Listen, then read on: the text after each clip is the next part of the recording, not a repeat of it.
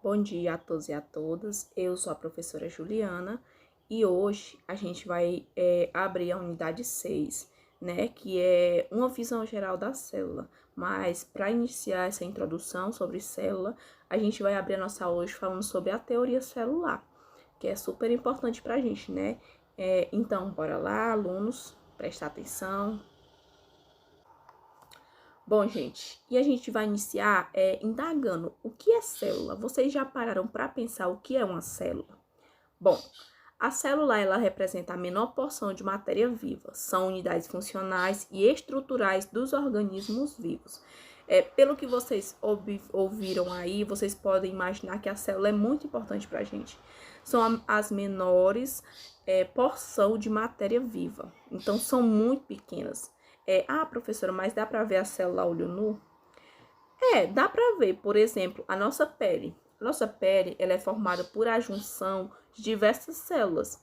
Só que na maioria das vezes não dá para ver, porque a célula ela é muito pequena. E para poder ver uma célula, a gente precisa da ajuda de aparelhos, por exemplo, como o microscópio. Se você botar uma célula no microscópio, dá para você ver perfeitamente. Mas a olho nu não, é muito raro você ver por conta de ser tão pequena, porque ela é a menor porção de matéria viva. Bom, e o que é célula, né? A célula, ela vem do latim, cella, que significa espaço vazio ou dispensa ou câmaras. E nas imagens do lado, eu coloquei algumas células para vocês verem. Aí a gente tem 3 tipos de célula. Temos a célula vegetal, a célula animal e a bactéria, na qual elas fazem parte de um conjunto de células, né? Que mais para frente eu vou dizer para vocês, vou especificar em qual elas se encaixam. Mas vamos dar prosseguimento, que ainda tem muita coisa para a gente ver. Bom, gente, mas e aí, como é que vocês acham que foi descoberta a célula? Foi algo assim aleatório que algum cientista descobriu? Sim, não, achei uma célula, é isso. Não, né? Como vocês sabem, tudo na ciência é um pouco complicado. Eu vou dizer para vocês agora como foi que se deu o descobrimento da célula. Em 1665, o cientista Robert Hooke analisou cortes de cortiça ao microscópio e observou a presença de pequenas cavidades a quem ele denominou de célula. Professora, mas já existia microscópio naquele tempo? Também não, né, gente? Deixa eu dizer para vocês, só um apanhado geral como foi que surgiu o microscópio. Naquele tempo, existia um costureiro, né, ele chamava Leeuwenhoek, na qual ele utilizava lentes de vidro. E aí, ele afinou tanto as lentes, que era para poder analisar as fibras dos tecidos, né, porque ele era costureiro e fazia várias produções. Ele afinou tanto o vidro que dava para aumentar a imagem até 270 vezes. Então, meio que sem querer, ele descobriu o microscópio, né? Porque tinha lá o seu aparelho que aumentava a lente, né? Ele afinava a lente para aumentar, para poder observar os tecidos. E aí, esse outro cientista, né, Robert Hooke, ele meio que fez a mesma coisa, né? E aí, como vocês podem ver na imagem ao lado, tem um microscópio que ele utilizou naquele tempo.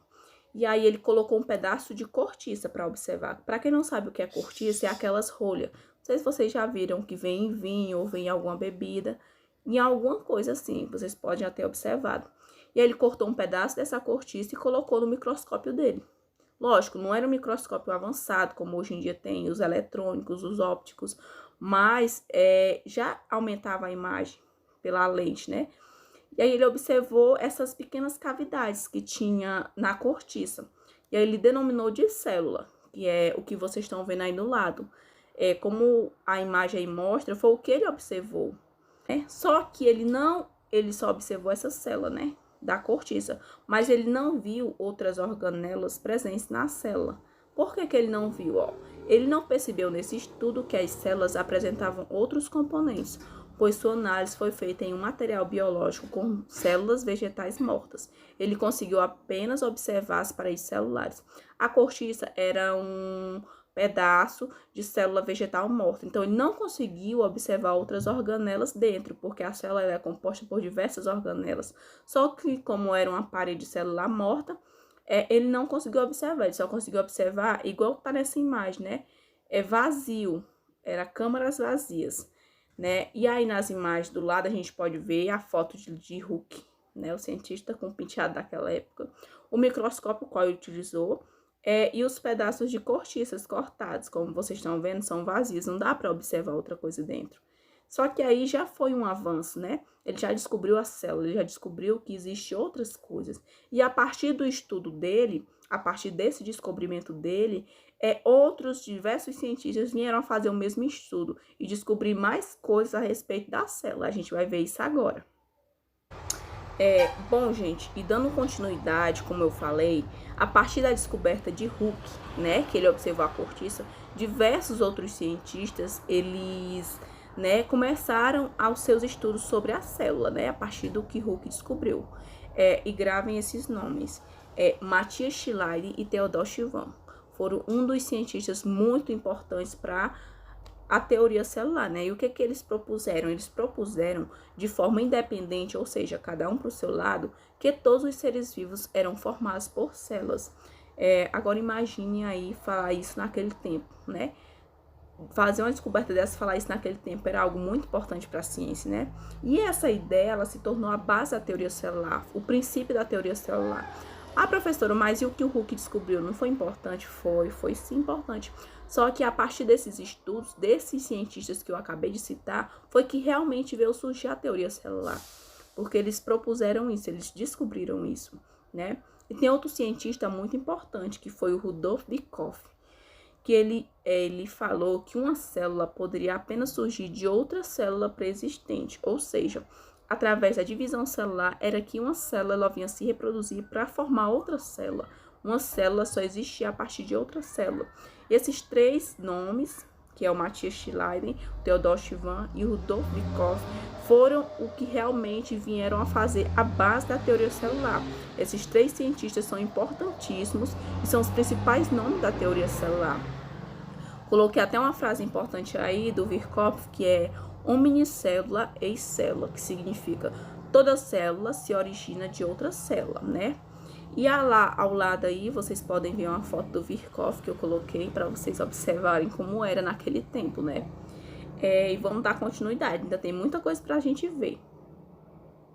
Bom, gente, e a partir dos estudos que eu falei, que eu acabei de citar, daqueles cientistas, né, a gente vai ver agora alguns fundamentos da teoria celular, né, os princípios que regem essa teoria, né, essas teorias celular, né, bora lá. Bom, gente, e aqui eu trouxe 3 fundamentos principais, né, da teoria celular para vocês verem, que o primeiro é: todos os seres vivos são formados por células e por estruturas delas derivadas. A ciência nas células são as unidades morfológicas dos seres vivos. Como vocês sabem, as células são importantes para que os seres vivos sobrevivam, né? Nosso corpo é formado por diversas células. Então, sem ela, a gente não existiria, a gente não sobreviveria. Porque a célula é a unidade morfológica da vida, né? Bom, e o segundo? Nas células são realizados processos que são fundamentais à vida. Isso significa, então, que as células são as unidades funcionais ou fisiológicas. Como eu acabei de falar, as células são importantes. Então, se falta alguma dessas células, não vai ser bom, porque, por exemplo, existem diversas doenças que existem apenas por falta de algumas células. Temos, por exemplo, a leucemia. A leucemia ela é gerada pela falta das células, né, dos leucócitos e dos glóbulos brancos. Então, como eu estou falando, a célula é importante, todas as células. Se faltar alguma, vai dar algum problema em você ou no seu corpo ou em qualquer ser vivo. Terceiro, todas as células só se originam de outras células pré-existentes. Com esse postulado, considera-se que as células realizam a divisão celular. Foi o que eu acabei de falar agora há pouco, o que o cientista Virchow ele falou, que uma célula ela só se gera a partir de outra célula pré-existente, que aí no caso é o que ocorre a divisão celular, que a gente pode até observar na imagem do lado, que mostra direitinho como é que ocorre essa divisão celular, que a célula ela vai se dividir para poder multiplicar, né, para poder se aumentar em outras diversas células, e a partir daí é como ocorre a divisão celular. Vamos dar continuidade. Agora a gente vai ver alguns tipos de célula, né? No caso, a gente vai ver um pouco sobre as células procariontes e as células eucariontes. A gente vai ver algo superficial, só o principal, assim, só o conceito do que são essas células, porque na próxima aula a gente vai aprofundar mais, estudar as organelas dela. Então, já que a gente vai fazer só um aparato assim geral por cima, o que são essas células, né? Esses tipos de células. Bora lá, gente. As células presentes nos seres vivos, elas são classificadas em eucariontes e procariontes. A diferença entre elas está na estrutura celular. A estrutura celular de uma célula procarionte é diferente de uma célula eucarionte. Bom, as células procariotas, é assim que a gente chama as células procariontes. Elas caracterizam-se por terem uma estrutura simples e a ausência de um núcleo, enquanto as eucarióticas têm um núcleo definido e uma estrutura complexa. Gente, as células procariontes, elas são as mais simples. Elas não têm um núcleo organizado. O DNA delas fica disperso no citoplasma. Já as células eucarióticas, elas são mais complexas. Elas possuem mais organelas. Elas têm um núcleo organizado. E essa é a principal diferença entre elas. Uma é mais simples e a outra é mais complexa. Como tem aí, por exemplo, procariontes, ela significa antes núcleo, e eucariontes com núcleo verdadeiro. Como eu falei, porque uma tem um núcleo organizado e a outra não tem um núcleo organizado. Essa é uma das principais características entre essas duas células. Vamos ver mais um pouco aqui na frente. A gente vai falar um pouco sobre a primeira célula, né, que é a célula procarionte. Bom, as células procariontes, elas têm a ausência do núcleo, como eu falei. O DNA ele não é envolvido por um envelope membranoso e não se associa a proteínas para formar cromossomos. Como vocês podem observar nessa imagem, né? Que é a imagem de uma bactéria que faz parte das células procariontes, né? É uma célula simples que possui poucas organelas, como vocês podem ver na imagem. Aí temos o DNA, ele não tem um núcleo organizado. A gente pode ver o citoplasma, a membrana plasmática e o flagelo nessa primeira imagem. Como vocês podem ver, são poucas organelas e não possuem um núcleo organizado na célula procarionte. E na outra imagem a gente pode ver um pouco mais como é essa bactéria, né?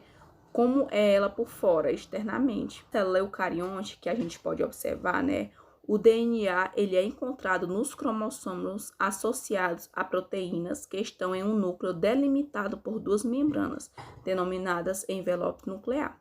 As células eucarióticas são divididas em diferentes compartimentos que realizam diversas funções. Observem essas duas imagens que tem aí, esses dois modelos.